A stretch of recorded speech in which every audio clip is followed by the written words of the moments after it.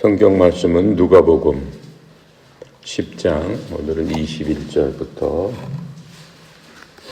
살펴보도록 하겠습니다. 21절부터 24절까지 함께 읽고 나눠보도록 하겠습니다. 그때 예수님께서 성령으로 기뻐하시며 이르시되 천지의 주제이신 아버지여, 이것을 지혜롭고 슬기 있는 자들에게는 숨기시고 어린아이들에게는 나타내심을 감사하나이다. 옳소이다. 이렇게 된 것이 아버지의 뜻이니이다. 내 아버지께서 모든 것을 내게 주셨으니 아버지 외에는 아들이 누구인지 아는 자가 없고 아들과 또 아들의 소원대로 제사를 계시를 받는 자 외에는 아버지가 누구인지 아는 자가 없나이다 하시고 제자들을 돌아보시며 조용히 이르시되 너희가 보는 것을 보는 눈은 복이 있도다. 내가 너희에게 말하노니 많은 선지자와 임금이 너희가 보는 바를 보고자 하였을 때 보지 못하였으며 너희가 듣는 바를 듣고자 하였을 때 듣지 못하였느니라. 아멘. 예수님께서 이제 마지막 사역들을 위해서 예루살렘으로 내려가시기 전에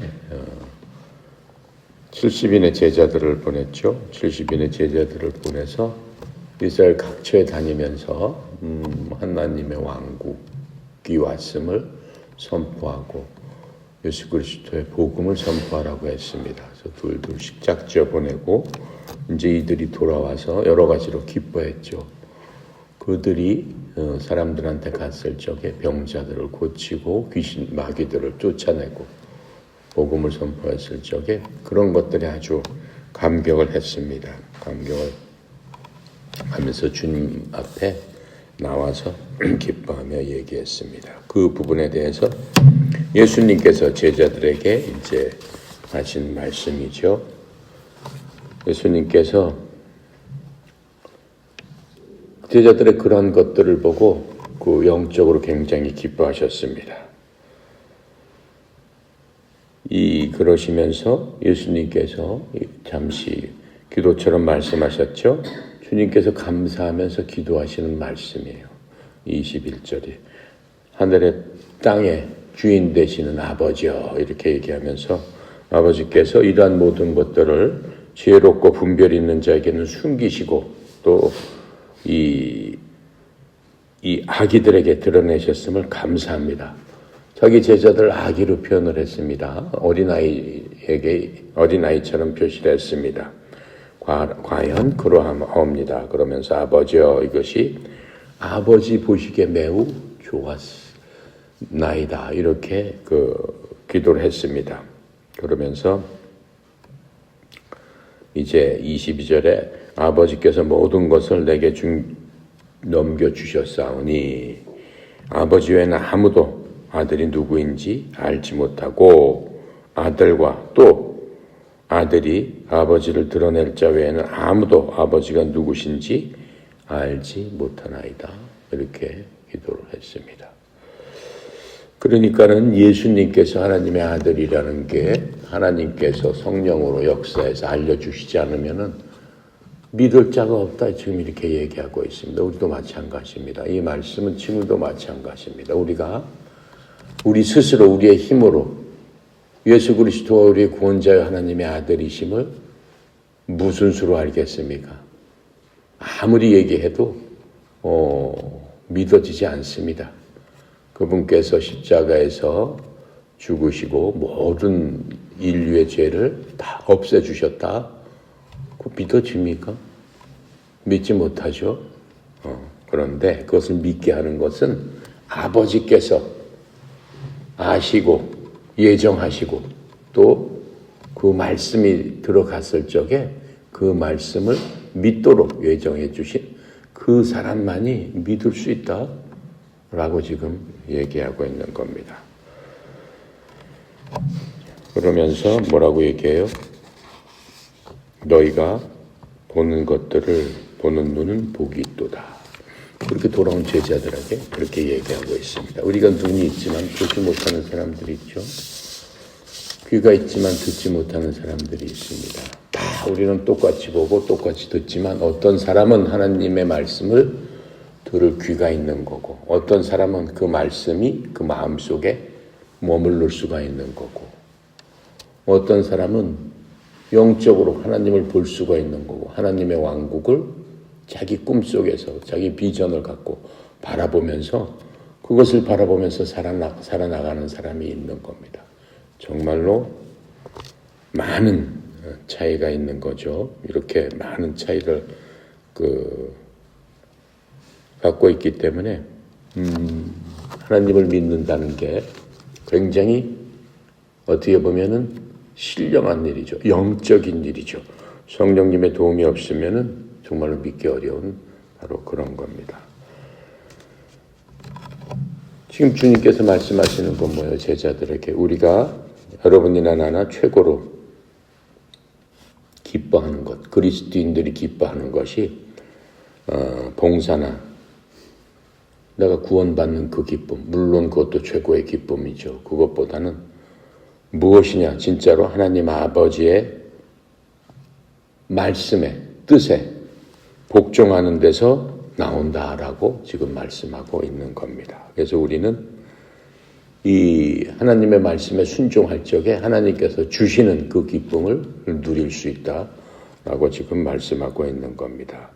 그래서 우리는 성령 하나님을 통해서 이 하나님이 아들 하나님 누구예요? 성자 하나님 예수 그리스도죠. 하나님께서 아버지 하나님의 뜻을 행하기 때문에 예수님께서는 항상 지금 제자들하고 있을 적에도 항상 아버지 하나님의 뜻을 구하기 위해서 같은 하나님이시지만은 이 땅에 오셨을 때 계속적으로 기도하시고 밤새 기도하시고 어떠한 경우에도 기도를 하셨습니다. 제자를 뽑을 적에도 아버지께 뜻을 묻고 같이 기도하셨고 제자를 보낼 적에도 기도하셨고 십자가에서 이제 달리실 그 즈음에도 기도하셨고 무슨 일을 하실 때마다 제자들과 함께 아니면은 제자들을 데리고 따로 올라가셔서 기도하셨다라고 하는 것들을 우리가 꾸준히 봐왔습니다. 시편 40편 8절에 보면 이 말씀을 하고 있습니다. 오 나의 하나님이여 내가 주의 뜻 행하기를 기뻐하오니 참으로 주의 법이 내 마음속에 있나이다. 주의 뜻 행하는 것이 어떻게 보면은 인생에 있어서 가장 큰 복이 될 뿐만 아니라 가장 큰 기쁨도 되는 것입니다. 죄인들이 하나님의 진리에 대해서는 눈이 멀었죠. 하나님의 진리 중에 진리가 뭡니까? 요한복음에 보면 영접하는 자, 그 이름을 믿는 자에게 하나님의 자녀가 되는 권세를 주셨다. 그 진리 중에 진리잖아요. 근데 그 진리를 듣고 그 진리를 봐도 마음으로 그것을 허용하지 않는 사람들이 얼마나 많습니까? 그것을 받아들이는 사람보다도 받아들이지 못하는 사람들이 더 많은 게 현실입니다. 그래서 우리는 이런 하나님의 진리에 항상 내 눈이 그것을 보고 기뻐할 줄 알아야 되는 겁니다.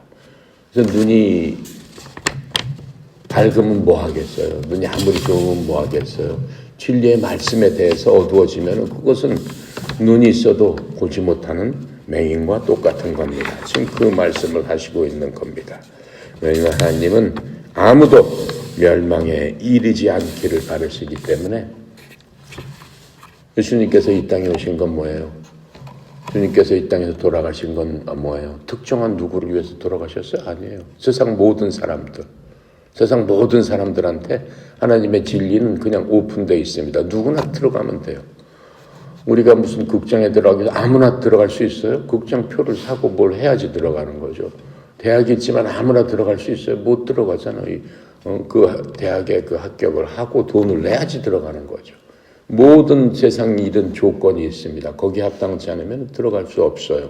근데 하나님께서는 제일 큰 것, 인간의 생명을 영원히 주시는 데 있어서 그냥 오픈돼 있다라고 하는 거예요. 그러니까 오픈돼 있기 때문에 누구든지 어떤 사람이든지 어떠한 모습이든지 들어가기만 하면 되는 거예요. 그래서 예수님께서 말씀하셨죠. 나는 길이요 진리요 생명이니 나로 말미암지 않고는 아버지께 올 자가 없느니라. 우리가 궁극적으로 바라는 건 뭡니까? 사람들이 이 세상에서 바라는 거는 잘 살다가 죽은 다음에는 더 좋은 곳으로 가기를 바라는 겁니다. 예수 그리스도를 하나님으로 믿든 하나님 아버지를 찾는 사람들이든 아니면 다른 이방 종교를 찾는 사람이든 그건 마찬가지예요. 죽은 다음에 항상 두렵고 떨리는 마음을 갖고 있어요. 두렵고 떨리는 마음을 갖고 있기 때문에 무언가를 찾고 무엇인가한테 기대려고 하고 의지하려고 하고 더 좋은 곳으로 가고 싶어하는 게 인간의 마음입니다. 하나님께서는 그런데 다른 이방 종교하고는 틀리게 뭐라고 말씀하시는 거예요? 그냥 웃기만 해라라고 말씀하시는 거예요. 다른 종교하고 기독교하고 틀린 건 뭡니까? 다른 종교는 대가를 치러야 돼요. 거기에 도달하기 위해서는 뭔가 지불을 해야 될 게 있어요. 뭔가 자기 희생이 있어야 되는 겁니다. 그렇지 않으면 소용없어요. 받아들여지지 않습니다. 하지만 주님께서는 뭐라고 얘기해요? 여러분이 예수 그리스도를 믿고 구원받았을 적에 여러분한테 무슨 대가를 치르라고 했습니까? 무언가를 준비하라고 했습니까? 아니죠. 내 마음속 그 마음만 어떻게 해라? 하나님께 드려라. 바로 그거예요. 하나님께 드린다는 게 뭐예요? 하나님의 말씀을 받아들여라라고 하는 거예요. 우리가 갖고 있는 귀로 주님의 말씀을 들었을 적에 그 말씀이 귀로 들어간 말씀이 우리의 생각과 우리의 마음을 지배해서 우리 마음속에 그 말씀이 떨어져야 된다라고 말씀하고 있는 겁니다. 떨어져서 어떻게 해야 된다는 거예요?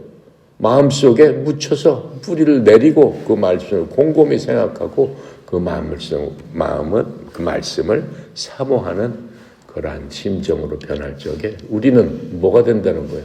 길이요 진리요 생명이신 그리스도 안으로 들어간다라고 하는 겁니다. 들어가고 하는데 그렇게 되는데 무슨 돈 내라고 해요? 아니잖아요. 오히려 많은 사람들을 어서 오세요 하고 환영하며 받아들이고 그 사람들을 섬기려고 하잖아요. 다른 종교는 그렇지 않잖아요. 먼저 가면 뭐부터 해야 돼요? 봉사부터 해야 되고 계율에 따라야 되고 뭘 어떻게 해야 되고 뭐 조건이 많잖아요. 그런데 주님께서는 그런 걸 요구하시지 않았습니다. 왜요? 우리를 너무나 잘 알고 계시기 때문에.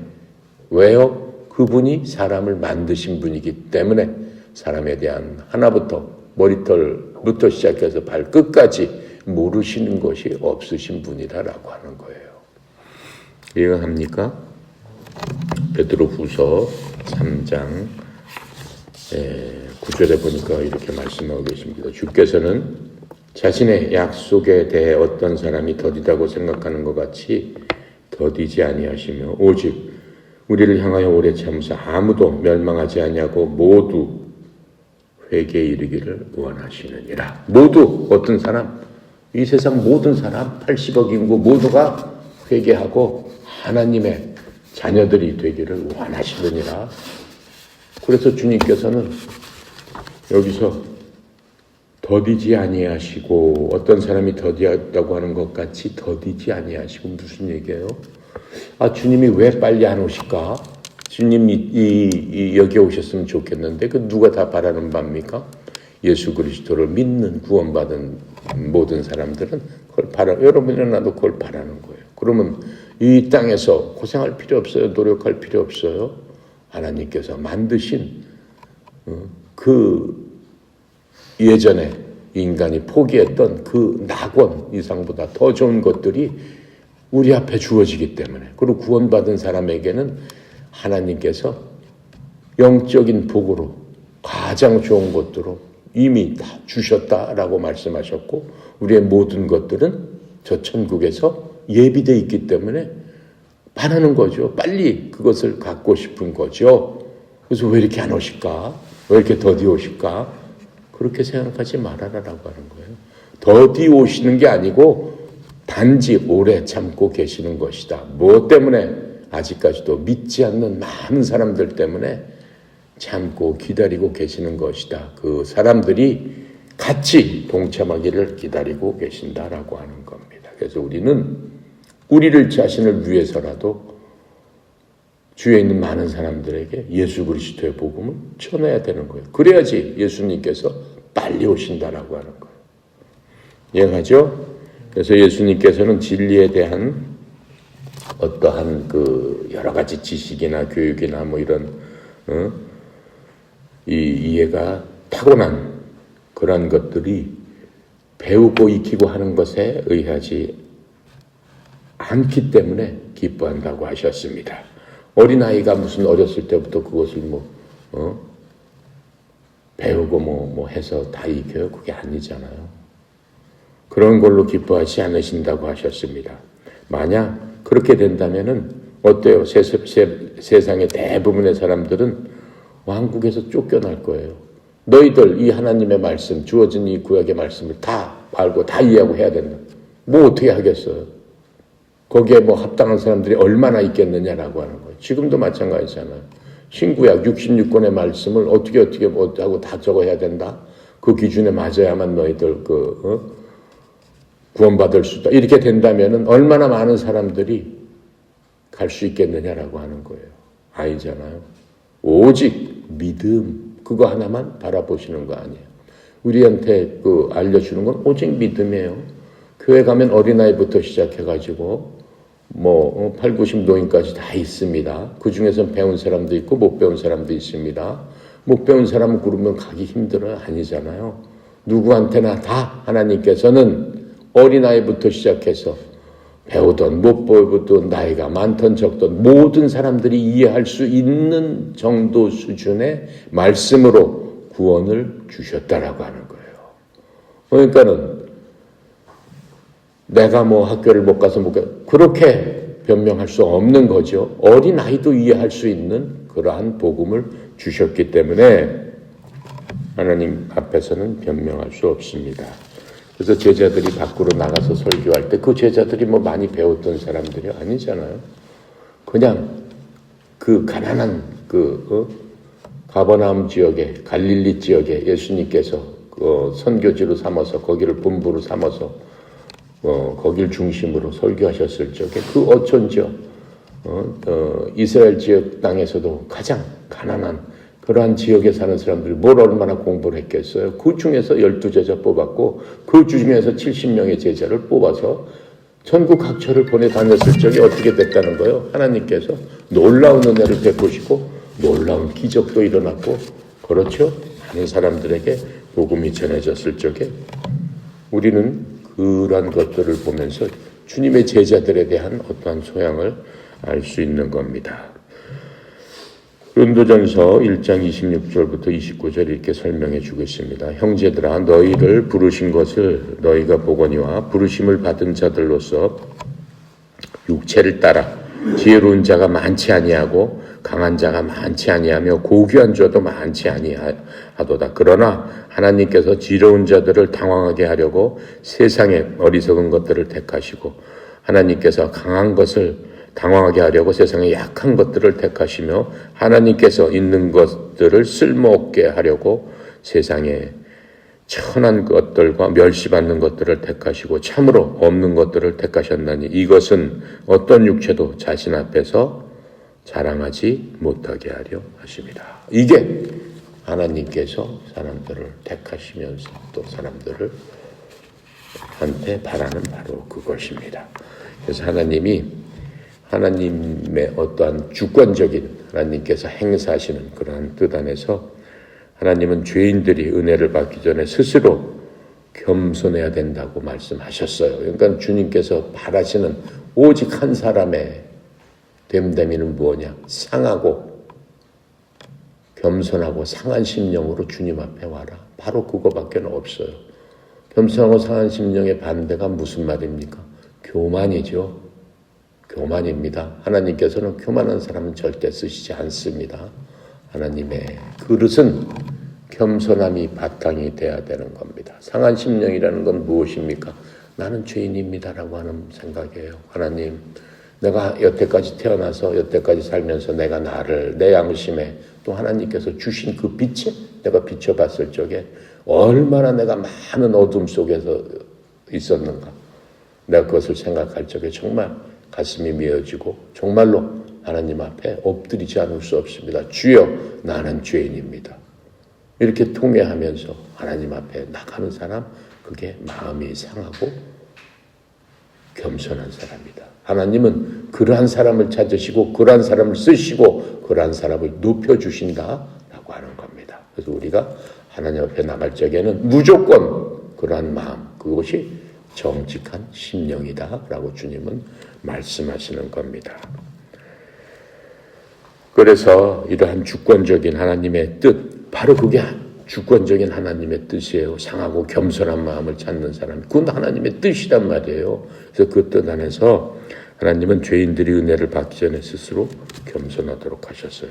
야고보서 4장 6절입니다. 그러므로 그분께서 더 많은 은혜를 베푸시나니 그분께서 이르시되 하나님은 교만한 자들을 물리치시고 겸손한 자들에게 은혜를 베푸시느니라. 우리가 하나님한테 은혜를 베풀어 주세요. 은혜라는 건 뭐예요? 은혜 없이는 살 수 없는, 그러한 찬송가도 많고 기독교에서는 은혜라는 말 너무 많이 써요. 너무 많이 써요. 은혜라는 말의 정의는 쉽게 얘기하면 내가 받을 자격이 없는데도 그냥 공짜로 거저 아무 대가 없이 주시는 하나님의 사랑이에요. 하나님의 사랑을 받는 첫 번째 조건, 겸손하지 않으면 안 되는 거예요. 주님밖에 없습니다. 날 도우실 분은 주님밖에 없습니다. 그러한 자를 찾으신다라고 말씀하셨으니까 여러분이나 나도 항상 그러한 마음으로 우리 스스로를 겸비해야 되는 겁니다.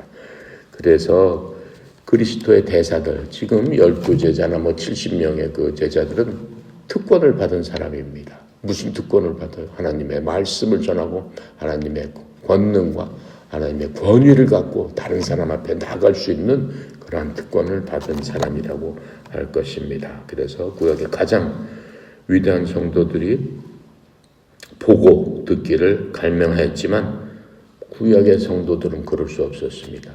그런 것들을 보고 갈망하고 갈망했어요. 모세도 그렇고 다윗도 그렇고 위대한 선지자들, 구약의 많은 사람들이 다 갈망했지만 그럴 수 없었던 것은 그들은 보고 메시아가 일을 했기 때문에 그들 스스로가, 구약에서는 그들 스스로가 했지만은 신약에 와서는 어떻게 되는 거예요? 그리스도의 영이 하신단 말이에요. 예, 물론 구약에서도 선지자들한테 그 하나님의 영을 부어는 주셨어요. 그런데 부어 주시는 건 잠시예요. 내가 계속 얘기했죠. 잠시예요. 하나님께서 구약에서는 누구 하나를 쓰기 위해서 너 어디까지 가서 뭐라고 어떻게 해라, 이렇게 쓰시는 거예요. 그 일을 위해서는 그 사람 스스로는 죽임이나 신약이나 구약 때나 그 사람 스스로는 능력이 없어서 할 수 없어요. 하나님께서 하나님의 영을 부어주셔서 권능을 주셔서 그 일을 행할 수 있도록 도와주시는 것뿐이에요. 우리처럼 항상 내주에 계시면서 하나님의 영과 같이 있을 수 없다라고 하는 거예요. 그래서 구약에서는 어때요? 하나님이 계시는 뭐가 있었다라고, 하나님이 계시는 곳을 뭐라고 하죠? 성소, 이렇게 얘기한다고 그랬죠? 성소, 지성소, 특별히 성소 안에 특별히 하나님의 임재가 있는 곳을 지성소다라고 얘기했어요. 지성소는 어떻게 된다고 그랬어요? 성소가 크지만 그 안에 있는 지성소는 단 1년에 한 번씩 대제사장만, 딱 한 사람만 들어가서 하나님께 아랜다고 했습니다. 그게 지성소예요. 그 지성소는 거룩하게 보존이 돼가지고 하나님이 계시는 곳이기 때문에 그곳을 성소 이렇게 불렀습니다. 성소라는 게 뭐예요? 거룩한 장소다라고 하는 거예요. 왜요? 하나님이 계시는 곳이 거룩한 장소예요. 인간이 있는 곳은 무슨 거룩한 장소요? 아니죠. 그렇죠? 예. 지금의 교회는 성소가 아니에요. 성전이 아니에요. 하나님이 계시는 곳이 성전, 성소 이렇게 되는 것이죠. 그렇죠? 지금 이제는 그 성소, 지성소는 어디에 있어요? 여러분 속에 있어요. 내 속에 계시고. 그러니까 우리 하나가 지성소, 성소란 말이에요. 구약에서 하나님 계시는 바로 그곳. 그러니까 우리의 몸은 거룩한 하나님의 전이다. 성경은 그렇게 얘기하고 있지 않아요? 너희 몸을 거룩한 산제사로 주님께 드리라. 왜? 내 몸은 성령이 계시는 하나님에게 계시는 거룩한 성전임을 너희가 알지 못하느냐. 이렇게 말씀하고 있는 겁니다. 이해가 가요? 25절 봅시다. 25절, 26절 함께 읽어봅시다. 자, 같이 읽을게요. 25절, 26절. 어떤 율법교사가 일어나 예수님을 시험하여 이르되 선생님 내가 무엇을 하여야 영생을 얻으리까? 예수님께서 이르시되 율법이 무엇이라 기록되었느냐? 내가 어떻게 읽느냐? 이렇게 말씀하고 있는 겁니다. 예수님 가시는 곳곳마다 율법 율법 박사라고 그러죠. 율법 교사, 맨날 그 다음에 서기관, 바리새인들 이러한 사람들이 예수님 쫓아다녔습니다. 물론 배우기도 하려고 했지만 배운다는 목적보다는 예수님한테 무슨 트집을 좀 잡아볼까라고 해서 그렇게 쫓아다닌 것을 우리가 봐서 알 수 있습니다. 그런데 바로 그 자리에 이러한 율법사가 예수님을 시험한다고 그랬어요. 이 사람 얼마나 율법을 잘 알고 하나님의 말씀을 어때요? 거역하지 않고 자기네들이 일생 동안 그것만 배우고 율법 박사는 그것을 가리키는 사람들이니까 시험을 하려고 예수님께 얘기한 겁니다. 선생님, 내가 무엇을 해야 영원한 생명을 얻을 수 있겠나이까? 영원한 생명을 하나님으로부터 상속받을 수 있겠나이까? 이렇게 물어봤어요. 굉장히 훌륭한 질문입니다. 지금도 훌륭한 질문이에요. 엄청 훌륭한 질문이죠.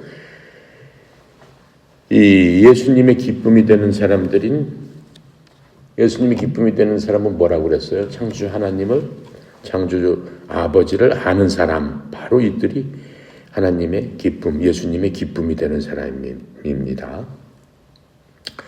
그래서 아들을 아는 사람은 하나님을 알고 아들을 모르는 사람은 하나님을 모르는 사람이에요.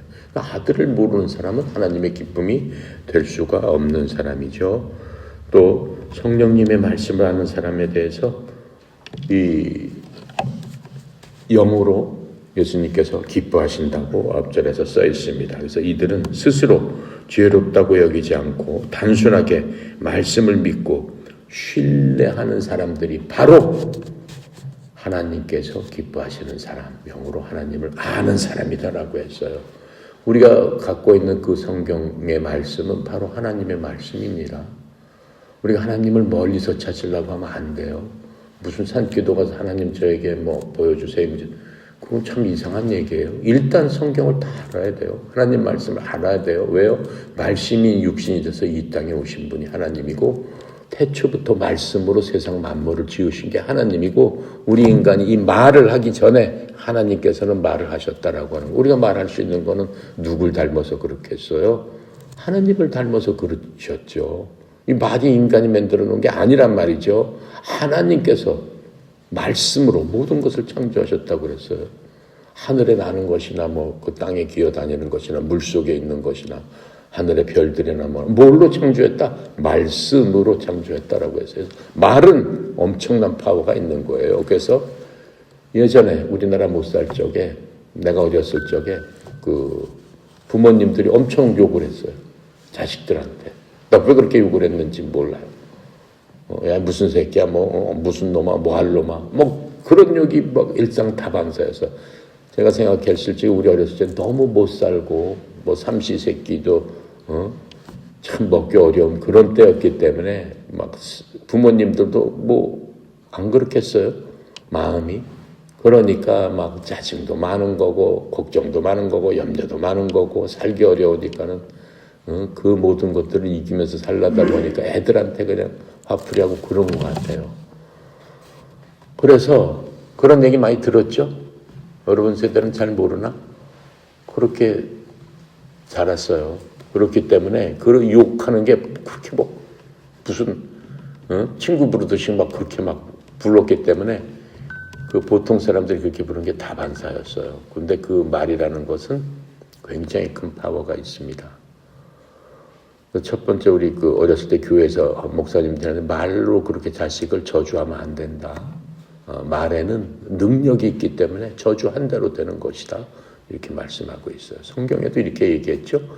말을 많이 하지 말아라. 지혜로운 사람은 말을 많이 하지 않고 지혜로운 사람은 말을 적게 하고 남의 말을 들을 줄 아는 사람이다. 그게 지혜로운 사람이다. 또 그러고 뭐라고 얘기했어요? 하나님께서 내가 말한 대로 듣고 그대로 행하리라 이렇게 말씀해 주셨어요. 그러니까 우리는 말할 때 어떻게 해요? 굉장히 조심해야 되는 거예요. 축복하는 말, 그렇죠? 그 사람 잘 되게 하는 말, 그 사람 위하는 말, 그 말을 해야 되는 거예요. 왜요? 그 말 자체는 하나님으로부터 받은 거기 때문에 그 말로써 하나님께서는 모든 것을 축복하셨고 모든 것들을 만드신 분이기 때문에 말에 대한 권위와 능력은 대단한 겁니다. 자, 그래서 지금 이 예수님을 쫓아다니면서 반대하는 사람들, 그리고 계속 쫓아다니면서 예수님의 트집을 잡았죠. 이 유명한 그 당시에 종교인들, 제사장들, 서기관들, 율법 박사, 그 다음에 사두개인들, 바리새인들, 바로 그 사람들이 그 당시에는 유명한 말하자면은 지도층 사람들이었습니다. 이들은 예수님을 시험하려고 지금 율법사가 일어나서 이 질문을 한 것입니다. 이 율법사들을 랍비라고 또 얘기하죠. 이 랍비들이 이 공개적으로 예수님께 신학적인 질문에 대해서 지금 얘기를 한 겁니다. 그래서 예수님께서 이 신학적인 것을 어떻게 풀 것이냐 해서 율법사들이 이렇게 그 랍비가 이렇게 한 얘기는 실질적으로 이 굉장히 많이 신학적으로 논쟁이 됐던 얘기이기도 합니다. 26절에 주님께서 뭐라고 얘기했어요? 그 율법사에게 이르시되 율법은 뭐라고 기록되어 있느냐? 내가 가리키는 그 율법은 뭐라고 써 있느냐? 이렇게 반문하셨습니다.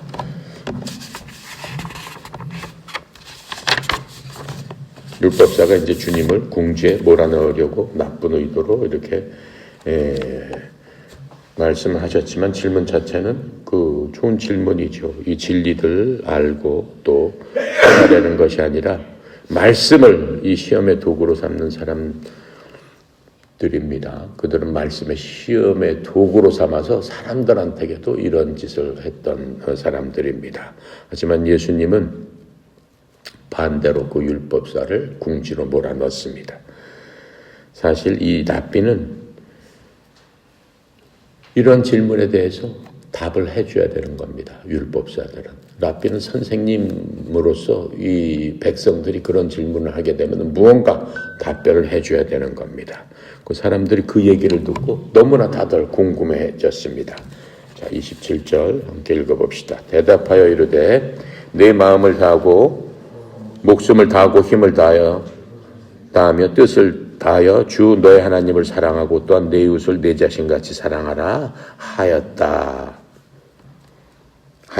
하였나이다. 28절 예수님께서 이르시되 내 대답이 옳도다. 이를 행하라. 그리하면 살리라 하시니라. 간단하게 주님께서 이제 말씀하고 있는 겁니다. 이 랍비가 예수님을 궁지에 모으려고 무슨 얘기를 하나 이렇게 말씀을 했는데 뭐라고 선생님이여 내가 무엇을 하여야 영원한 생명을 얻겠나이까 한 것에 대한 대답입니다. 도대체 뭘 해야지 내가 영생을 얻겠나이까 라고 했더니 주님께서 27절에 말씀을 하신 겁니다. 이 율법사가 이제 이러한 예수님의 대답을 들었습니다. 그건 율법사이기 때문에 예수님이 말씀하실 말씀을 다 알았겠어요? 뭘 알았겠어요? 알고 있었겠죠. 당연히 알고 있었겠죠. 그러니까 주님께서는 그 율법사가 잘 아는 율법으로 데리고 가서 지금 말씀하고 있는 겁니다. 그리고 이 율법의 목적이 무엇인가를 알려주고 있는 겁니다. 율법의 근본적인 목적 사실 이거거든요. 율법을 통해서 어떻게 하라는 거예요? 사람을 정죄하고 사람을 지적하고 하는 게 그 율법의 그 일이기도 하지만 율법은 뭐와 같다라고 얘기했어요. 제가 저 뒤에 뭐와 같다? 율법은 뒤에 보세요. 뭐가 있어요? 그렇죠. 거울과 같다라고 얘기했잖아요. 율법은 비춰보는 거라니까. 율법이 여러분 그 옷이 잘못됐으면 옷을 거꾸로 입었다. 옷 내가 거꾸로 입었구나 하고 바꿔 입도록 하는 게 율법이지. 너 거꾸로 입었으니까 내가 바꿔 입혀줄게. 그래서 바꿔 입혀주는 게 아니라니까요. 그러니까 율법은 계속 지적질하는 거예요. 지적질하는데 그게 나쁜 거예요? 나쁜 건 아니죠. 너 얼굴에 뭐가 묻었어? 뭐가 잘못됐어? 나쁜 건 아니죠. 선한 거죠. 좋게 하라는 거죠. 하지만 고쳐질 수는 없다. 근데 그 율법은 계속해서 나쁜 것들을 고발하는 역할을 한다라고 하는 겁니다. 이해가 가십니까? 그런데 사람들이 그 율법을 지키면 너무 좋은 거죠. 그런데 사람들은 그 율법이 지적하는 것을 다 고칠 사람 한 사람도 없다라고 말씀하고 있는 거예요. 그렇죠? 우리는 외모는 항상 고칠 수 있어요. 근데 율법이라는 우리 양심을 우리의 마음을 비춰주는 양심이라는 거울에 비쳤을 적에 사람들이 양심의 거울 앞에 잘 쓰려고 하지 않습니다. 왜냐하면 자기 스스로 겁신하기 때문에 잘 쓰려고 하질 않아요. 숨는 거예요. 어두운 데로 가버리는 거예요. 그런데 성경은 뭐예요? 매일 양심의 거울에 비춰서 내가 똑바로 해야 된다. 매일 그 양심이 하는 대로 너는 바꿔야 된다. 그게 마음의 율법이다라고 하는데 그렇게 할 사람이, 그렇게 고칠 사람은 이 세상에 단 한 사람도 없다라고 하는 거예요. 그렇게 되면 어떻게 되는 거예요? 그것 자체가 죄다라고 지금 얘기하기 때문에 율법은 죄를 밝혀주는 것이다 라고 구약에서는 바로 그렇게 쭉 내려왔다라고 하는 거예요. 그런데 율법의 진짜 정신은 뭐예요? 하나님을 사랑하고 이웃을 내 몸과 같이 사랑해라. 그게 율법의 진짜 정신이기 때문에 그렇게 만들어 주신 건데 그것을 악용을 해서 어때요? 바리새인 서기관들 율법 박사 이런 사람들은 사람들을 지적질만 한단 말이에요. 그렇다고 해서 자기가 매일 양심에 비춰서 자기가 선한 일을 하고 그렇게 합니까? 자기는 안 하면서 그런 짓을 한다라고 하는 겁니다. 이해가 가죠? 그래서 주님께서는 이 갈라디아서 2장 16절을 보면 이렇게 써 있습니다. 사람이 율법 행위로 의롭게 되지 아니하고 오직 예수 그리스도의 믿음으로 되는 줄 알므로 우리도 예수 그리스도를 믿었나니 이것은 우리가 율법의 행위가 아니라 그리스도의 믿음으로 의롭게 되고자 함이라. 율법의 행위로서는 어떤 육체도 의롭게 될 수 없다. 될 수 없어요. 그 모든 것들을 매일매일 다 그렇게 할 사람 한 사람도 없다라고 성경은 얘기하고 있습니다. 그래서 우리들은 이 율법에 일단은 항상 비춰봐야 돼요. 율법부터 선한 거예요. 그래서 내가 죄인이구나, 나는 어떤 사람이구나 라고 알 수 있는 것은 무엇을 통해서 알 수 있는 거예요? 율법을 통해서 알 수 있는 거예요. 율법을 통해서. 그래서 나는 죄인입니다라고 엎어져야 되는 거예요. 그게 먼저 하나님을 믿을 수 있는 조건이에요. 나는 죄인임을 스스로 알아야 돼요. 내가 어디로 와서 무엇을 하면서 어떻게 살다가 가는가? 그거를 깊이 알아야 된다라고 하는 거예요. 근데 그것을 어때요? 나이 많이 들어서 아는 것보다 어렸을 때부터 하는 게 훌륭한 거죠. 그래서 내가 가는 길이 밝은 길로 가고 옳은 길로 가고 성공할 수 있는 길로 가게 되는 거죠. 그래서 이러한 유죄에 대한 확신, 나는 죄인입니다 라는 확신이 없이는 진정한 어떠한 회개는 있을 수 없는 겁니다. 하나님께 진정하게 돌아가기 위해서는 율법에 비쳤을 적에 내가 어떠한 자신인가 정말 참으로 걸레와 누더기 같구나 라고 하는 그러한 것 없이는 하나님 앞에 올바로 돌아갈 수 없습니다. 그래서 율법은 죄인을 단죄하기 위해서 하나님께서 사용하시는 것입니다. 로마서 3장 20절에 이렇게 써 있어요. 그러므로 율법의 행위로는 어떤 육체도 그분의 눈앞에서 의롭게 될 수 없나니 율법이로는 죄를 알게 하느니라. 아시겠습니까? 여러분과 나는 율법을 통해서 내가 죄인임을 깊이 깨닫고 주님 앞에 나와서 주여 저는 죄인입니다. 저의 죄를 씻어 주시옵소서. 내가 이 죄를 갖고는 하나님 앞에 갈 수도 없고 하나님께 나아갈 수도 없습니다. 왜요? 하나님께서 제일 싫어하는 게 바로 그 죄잖아요. 죄 때문에 인간하고 하나님 사이에 하나님께서 큰 장벽을 만들어 놓으셨잖아요. 그래서 구약시대는 어떻게 해요? 인간이 하나님 앞에 직접 나가서 하나님 우리처럼 기도할 수도 없고 하나님을 아버지라고 부를 수도 없고 하나님 이름도 부를 수가 없고 하나님 이름 부르면 너 죽는다 그랬어요. 율법에 나와 있잖아.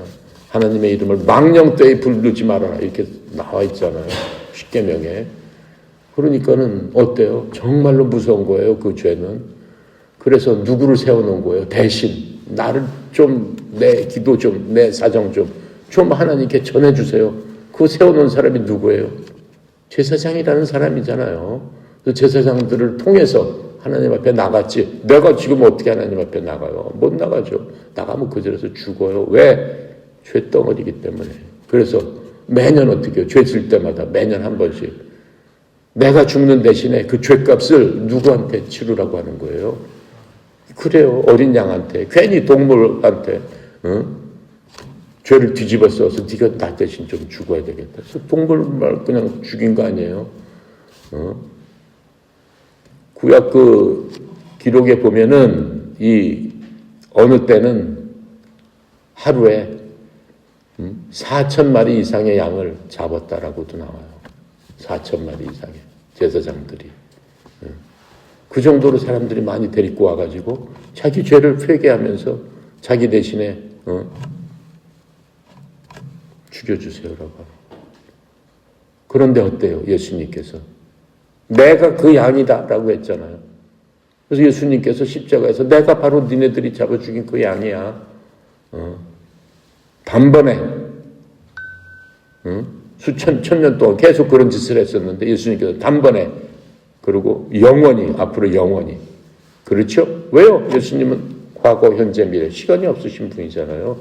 예수님의 보혈의 능력이 2000년이지만 예수님께서는 현재 흐르고 있단 말이죠. 어떤 사람한테 그 예수님의 보혈의 능력을 찾고 믿고 의지하는 사람한테는 지금도 예수님의 십자가 피의 그 권세가 그 피가 그 사람을 씻어 줄 수 있다라고 하는 거예요.